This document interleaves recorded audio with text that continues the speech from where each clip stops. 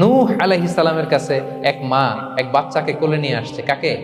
বাচ্চাকে কোলে নিয়ে এসে নূহ আলাইহিস সালামকে বলে, ইয়া নবী আল্লাহ নূহ উদউ আল্লাহ আলা, আমার বাচ্চাটার জন্য একটু দোয়া করেন যাতে আল্লাহ তার হায়াত বাড়ায় দেয়। তো নূহ আলাইহিস সালাম বললেন, কাম আমরুহ, বয়স কত তোমার বাচ্চার? বলে সালাসু মিআ সানা, 300 বছর।